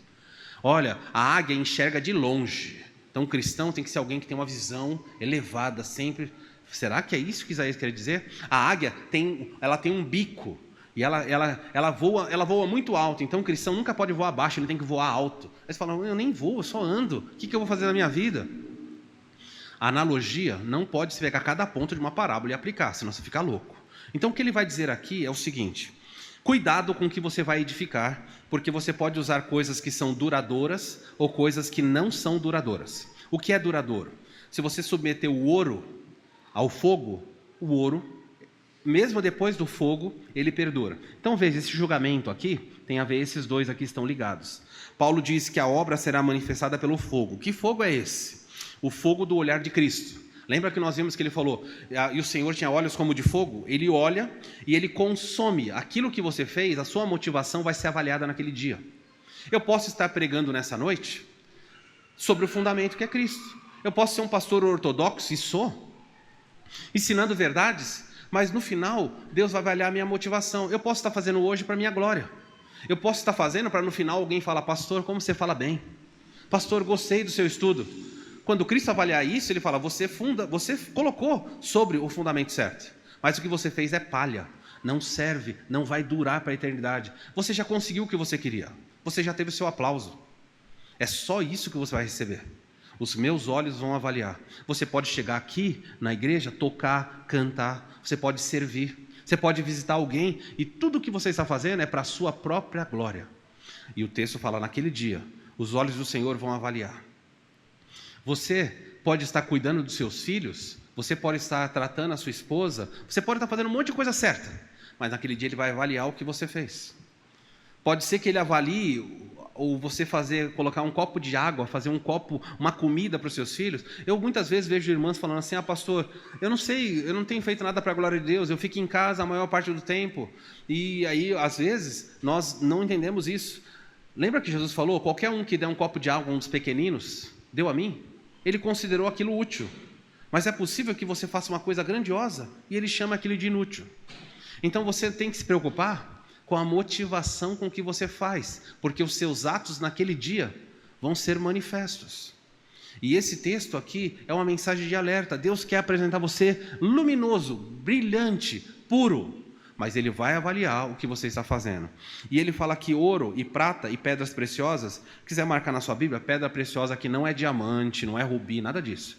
Pedra preciosa nesse texto aqui são pedras nobres. Por exemplo, um mármore. Se você pegar um mármore e colocar no fogo, ele não queima. Tanto que você vai em lugares onde tem forno, esse negócio, muitas vezes tem uma pedra lá. Ela resiste ao fogo. Em outras palavras, se você colocar... esses dias mesmo, olha só, eu vi gente falando assim... Ouro, prata e pedras preciosas são coisas que você tem que cavucar bastante para achar. Você não acha ouro na superfície, é bem fundo. Então o crente tem que ter uma vida profunda com Deus. E diamante, você tem que entrar nas profundezas para você encontrar Deus. Então tudo que for profundo com Deus, naquele dia vai valer. E madeira, feno, você acha onde? Você acha na superfície. É aquilo que é fácil, que você encontra. Gente, aí é piada, é isso que eu estou falando que é o perigoso. Tudo que Deus quer dizer nessa noite é o seguinte, um dia, Deus vai olhar se o que você fez dura pela eternidade, ou se o que você fez é inútil e é descartado. E o texto continua aqui, fazendo uma ameaça, dizendo que o fogo vai revelar naquele dia. Que dia é esse? Aqui, ó. Está falando para a igreja aqui. Ele diz mais, verso 14. Se permanecer a obra de alguém, sobre o fundamento que edificou, esse receberá galardão. Então, o fundamento não pode ser mudado. Se você edificou sobre Cristo, e você edificou e aquilo durou, parabéns, você vai receber um galardão. Pastor, o que é galardão? Não dá tempo de tentar abordar aqui, mas seja o que for, é bom. Saiba que Deus sabe recompensar. É muito legal na Bíblia que Deus, Ele sempre esconde o melhor. O melhor sempre está por vir. Ele não mostra para você. Hoje pela manhã eu falei sobre o apóstolo Paulo, que ele fala em 2 Coríntios capítulo 10, 2 Coríntios capítulo 12, ele fala, conheço um homem que foi levado ao céu, falando de si mesmo. E ele fala, ele viu e ouviu coisas que foi proibidos ele contar. O que ele viu era tão lindo, tão extraordinário, que Deus falou, você não pode contar para ninguém. Ele falou, nossa, não posso contar. E para que você não volte e fique soberbo pelo que você viu, vou colocar sobre você um problema. Eu vou mandar um mensageiro do diabo, um espinho na sua carne, para esbofetear você, para humilhar você. Sabe o que Paulo está dizendo com esse texto? Ele fala assim, irmãos, naquele dia, quando as portas do céu abrirem, e você for apresentado e você olhar, você fala, uau! Isso aqui eu jamais passou pela minha cabeça, não importa quão criativo seja alguém, ninguém tem ideia do que está lá na frente. E mais ainda, ninguém tem ideia quando ele fala assim, e então vi novos céus e nova terra. A Bíblia não fala absolutamente nada, mas fala para você, é maravilhoso, o que está para vir é maravilhoso. Irmãos, nesse contexto, o texto termina assim, se permanecer a obra de alguém sobre o fundamento, do verso 14, tá? De 1 Coríntios 3. Se receberá galardão, 15, se a obra de alguém se queimar, sofrerá ele dano. O que é dano? No mundo antigo, acharam um documento de cerca do 4º século, um contrato entre um arquiteto e um pedreiro. Então, se um profissional da construção, lá no mundo antigo, 300 anos antes de Cristo, acharam um documento judicial de um contrato. Ele estava contratando um pedreiro. Então, como é que funcionava? Todas as palavras que estão nesse texto aqui estavam lá. Então, Paulo, provavelmente, conhecendo esse contexto, esse material, usou as mesmas coisas. E o texto dizia assim, estou contratando você para construir a minha casa. E você vai construir. Se, todavia, você usar algum material que não for bom e quebrar, cair, você vai sofrer dano. O que era sofrer dano? Não receberá o pagamento. Você vai trabalhar e não receberá pagamento. O que é sofrer dano aqui? Você passou a vida toda, 80, 90 anos servindo aqui, e chegou lá e ele fala assim, o que você fez é inútil. E o que eu vou receber? Nada. Não vou te pagar por isso. Você já pediu para alguém fazer algo e não gostou do serviço? E a pessoa fala, você vai pagar? Você fala, não vou te pagar. Isso que você fez não merece pagamento. Não sei se já aconteceu com você. Você fala, não, você quer que eu pague por isso? Deus vai falar, não, vou pagar. O que é sofrer dano é ter o prejuízo de não receber por todo esforço. É possível que você e eu, como cristãos, passemos a vida toda aqui. E no final Deus fala assim, você não vai receber recompensa, pagamento, pela vida que você fez para me servir. Porque o que você fez foi inútil. Não serve. Só que tem essa tristeza, mas tem uma notinha importante aqui, ó. Verso 15. Se a obra de alguém se queimar, sofrerá ele dano.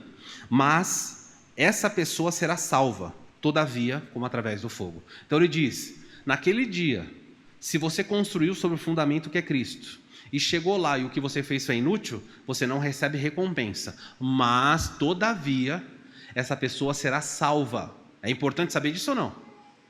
Você fala, você vai ser salvo. Vai receber o quê? Não vai receber nada. Tem gente que fala assim, não, para mim tá bom. Se eu estiver no céu, se eu receber pagamento ou não, tá tudo certo. Eu não me contento com isso, eu gostaria de receber alguma coisa. Se ele está falando que tem para receber, é que é bom. Então chegue lá e querer receber. Talvez a pessoa chegue lá, Deus olhe, e os olhos dele queimem tudo, e a pessoa fala, nossa, não sobrou nada. E Deus olha e fala, passa logo antes que eu mude de ideia. Abaixa a cabeça aí. Vai, entra, porta ali, vai, não fala nada, só passa. Eu não sei. Nesse texto aqui mais à frente, em 1 Coríntios 4, Paulo diz assim, a minha consciência, nem a minha consciência é juiz sobre mim, porque naquele dia Deus me avaliará. Versículo 1 Coríntios 4 diz assim, em nada minha consciência me acusa, contudo nem por isso me dou por justificado, pois quem me julga é o Senhor. E olha como ele termina, 1 Coríntios 4, 5. Portanto, Não julgueis antes que venha o tempo, até que venha o Senhor, o qual não somente trará à luz as coisas ocultas das trevas, Deus vai trazer à tona as coisas escondidas, mas também manifestará o quê? Os desígnios dos corações. E então, cada um receberá o seu louvor da parte de Deus. Pode ser que galardão seja isso. Deus vai avaliar e sobrou algo útil, então você vai receber dele louvor, um elogio, eu não sei. Seja o que for, se prepare, porque pela frente tem um julgamento te esperando. Não viva a vida dizendo, ninguém liga para o que eu faço. Liga sim. Ninguém está vendo o que eu faço. Está vendo sim. Pastor, mas eu faço com toda boa motivação e ninguém reconhece o que eu faço. Ninguém? Tem alguém anotando. Não se preocupa. Deus vai avaliar se você dobrou a roupa. Um pai fala para o filho, filho, você pode me ajudar? Arruma o seu quarto. O filho vai lá com má vontade, faz tudo errado. Deus está avaliando. Minha mãe mandava eu tirar pó da casa. E ela falava, você tira pó da casa para me ajudar? Eu falo, tiro. Eu ia. Eu tirava pó em volta, assim. Não tirava nada, eu passava assim. Tinha uns negócios, eu passava em volta. Se ela levantasse, o pó estava lá. Mas em volta estava limpinho. Você acha que eu vou receber galardão por isso? Você pode me ajudar a estender a roupa? Eu falo, tá louco, mãe. Tá louco, fica só pedindo coisa para mim. Aí depois eu ia estender a roupa. Você acha que eu vou receber alguma coisa por isso? Você acha que é algo bom? Vai ser louvável? Mas talvez você já ajudou alguém de coração, sem esperar nada em troca. E Deus falou que o que você fez foi muito útil. Talvez você mandou uma mensagem para alguém doente. Nós citamos a irmã Márcia. Quantas vezes nós fomos visitar ela, ela falou assim, eu estava muito triste em determinados momentos, e de repente chegava uma notinha de WhatsApp de alguém, dizendo, irmã, estou orando por você. Você sabe o efeito na vida de alguém que está internado no hospital, receber uma mensagem dizendo, eu estou orando por você? Será que é algo útil? Será que perdura para a eternidade? Ela foi consolada por uma notinha. Talvez o simples fato de você terminar o culto, conversar com uma criança, brincar com uma criança, com um idoso, visitar, apoiar, orar. Irmãos, tudo o que fazemos vai ser considerado naquele dia. São os atos de justiça dos santos. Então nunca mais diga, nem traga ao seu coração a ideia, ninguém se importa com o que eu faço. Importa sim, e você vai ser avaliado por isso. Não para ir para o céu ou para o inferno, o céu é garantido, mas você vai ser avaliado naquele dia. Esse é o julgamento. Volta para o Apocalipse para terminarmos. Ele diz assim, então me falou o anjo, escreve essas palavras, João, bem-aventurados são aqueles que são chamados para as bodas do Cordeiro. Veja, eu sei que se você quiser marcar na sua Bíblia, o anjo fala, João, anota aí. Como são felizes as pessoas que são convidadas para as bodas. Onde é as bodas? Como são felizes os que são convidados para isso. E é interessante, porque se são convidados, não pode ser a noiva, tudo bem? Noiva não é convidada para o seu casamento. Não sei se você já viu isso. Alguma noiva recebeu o convite e fala, olha, esse é o convite do seu casamento. A noiva se convida? O noivo também, ele recebe o convite? Então você sabe que os convidados para essa festa não são nem a noiva e nem o noivo. E o anjo fala, como são felizes os que estão convidados para essa festa. E aí você vai ter diversas passagens na Bíblia mostrando um outro grupo, a parte da igreja que está sendo convidada para essa cerimônia. Uma cerimônia que acontece aqui e ela se consuma aqui, ó. E aí você vê João Batista dizendo, eu não sou o noivo. Quem tem a noiva é o noivo, que é Jesus. Eu sou amigo do noivo, eu sou um convidado. Eu me alegro em estar presente. E aí você tem, quem são os convidados? Os convidados para isso que vai acontecer aqui no milênio são os salvos deste período que chegarem vivos aqui, sejam judeus ou gentios, vão chegar aqui, são convidados. Vão conhecer a noiva quando a noiva chegar. E quem mais? Os salvos do Antigo Testamento, que recebem corpo ressurreto, também vão se alegrar aqui. É isso que a Bíblia está dizendo. Como são felizes os convidados para a festa. Ele diz mais, aqueles que são chamados, na minha versão, preste atenção que ele diz assim, verso 9, tá? Então me falou, bem-aventurados aqueles que são chamados, depois de chamados na sua Bíblia, que palavra aparece aí? Para o banquete do casamento. Então você sabe que não é os que são convidados para o casamento, mas são convidados para o banquete. Então se tem um casamento aqui, um banquete aqui. E ele fala, como são felizes os que são convidados para a festa.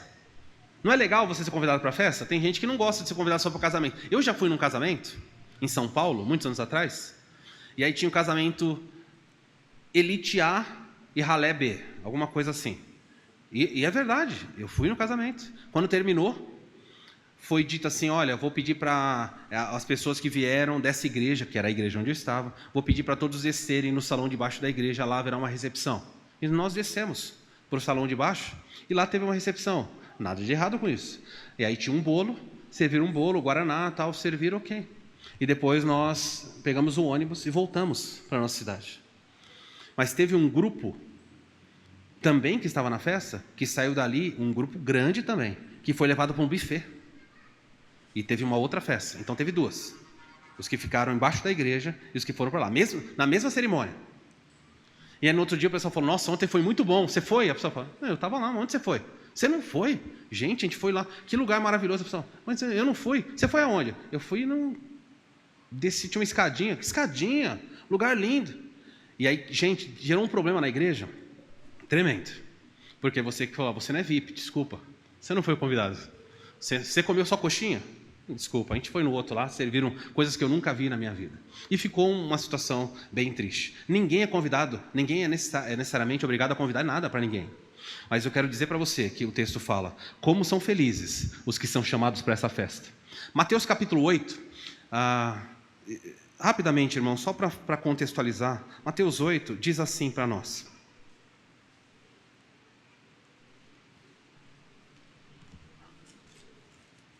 Isso tem certamente correlação direta com o nosso texto aqui. Mateus 8, no contexto aqui, Jesus vai curar um funcionário de um centurião. O homem fala, Senhor, eu tenho um funcionário que está doente. E aí Jesus fala, ok, vamos na sua casa. E o homem fala, não, por favor, eu não sou digno de que você entre na minha casa. Eu sou comandante, eu tenho soldados debaixo da minha ordem. E eu sei que você é poderoso. Se você der uma ordem, o meu servo vai ser curado lá. Se eu tenho homens que me obedecem, imagina o Senhor. Jesus olhou para ele, virou para os discípulos e disse, em verdade vos digo, que em todo Israel nunca encontrei fé como a desse homem. Um centurião romano falou, o Senhor não precisa na minha casa. Basta o Senhor dizer, seja curado. Está tudo certo. Eu creio no seu poder. Jesus falou, uau!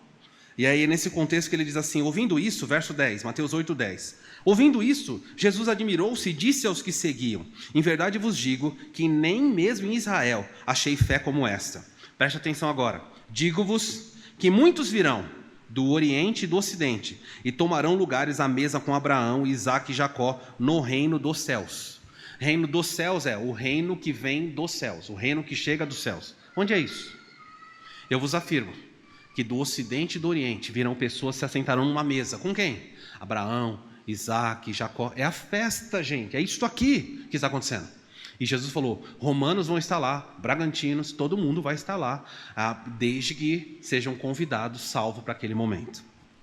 Termina em Apocalipse, irmãos, para a gente poder ir embora. Diz assim, o anjo me disse, escreve essas palavras, bem-aventurados são os que são chamados para as bodas do Cordeiro. E acrescentou, são as palavras verdadeiras de Deus. Ou seja, o que eu estou dizendo para você, João, é pura palavra de Deus, vai acontecer. Não duvide, não é mentira, não é invenção, irá acontecer. E ele diz assim, a parte estranha desse texto, polêmica demais, diz, onde João está? Que lugar onde ele está? Na terra?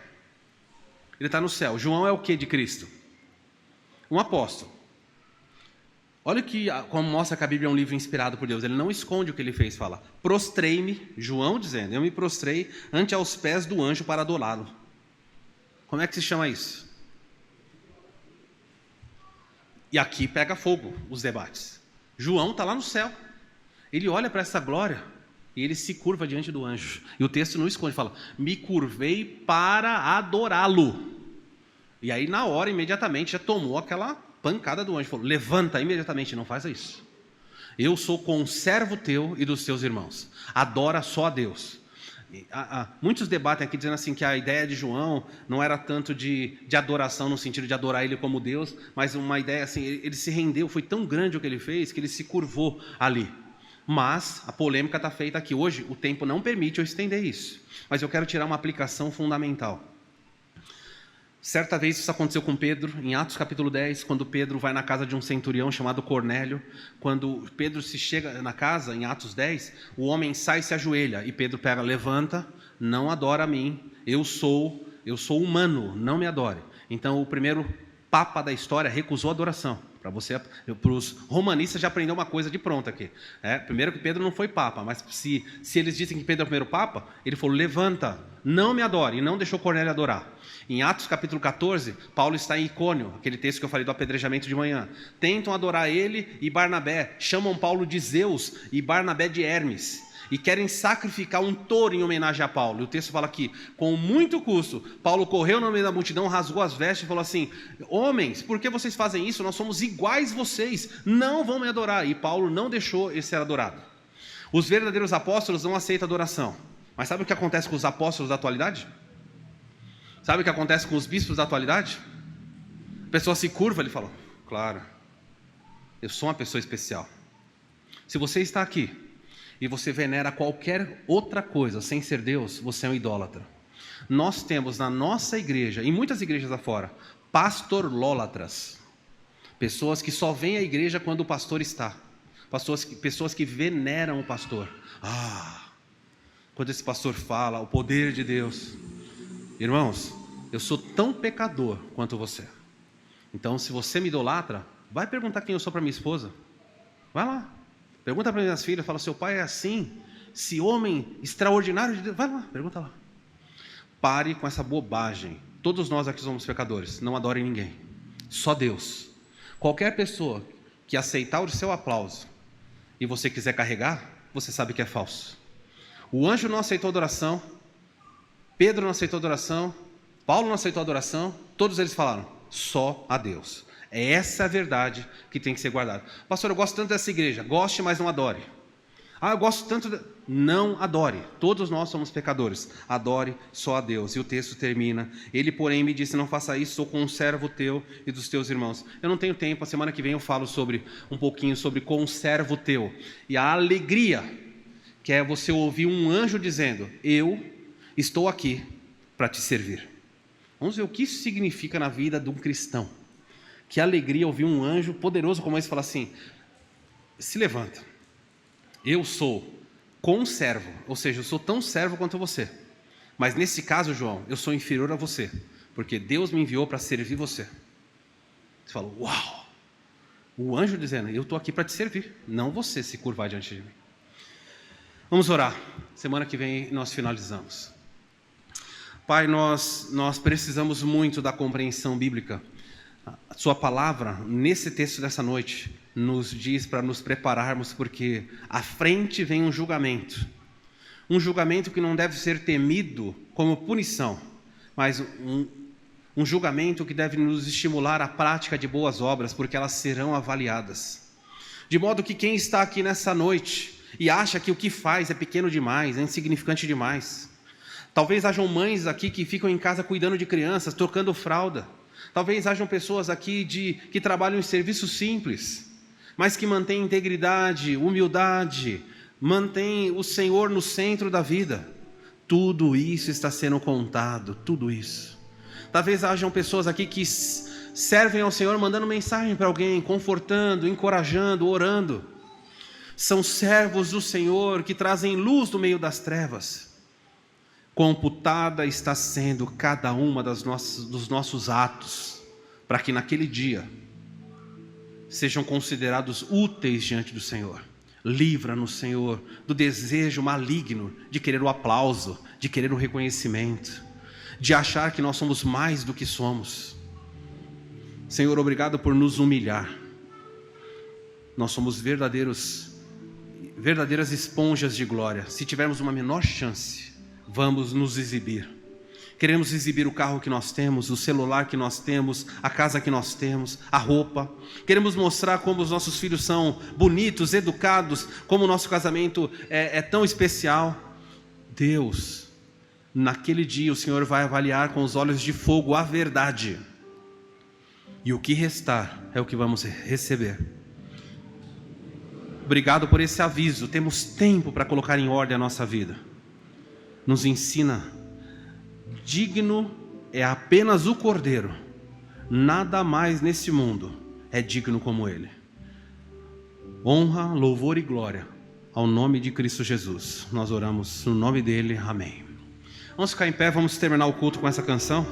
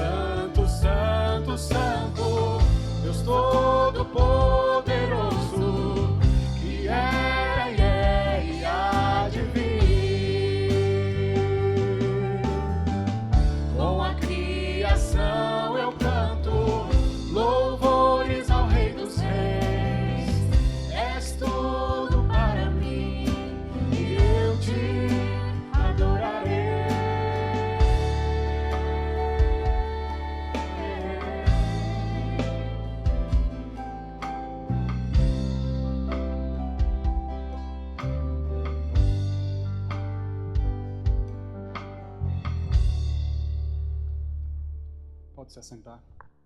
Que Deus abençoe sua semana. Que sejamos adoradores verdadeiros aqui, mas principalmente no nosso dia a dia.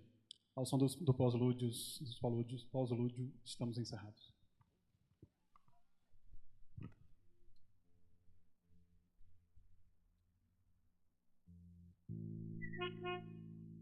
Thank you.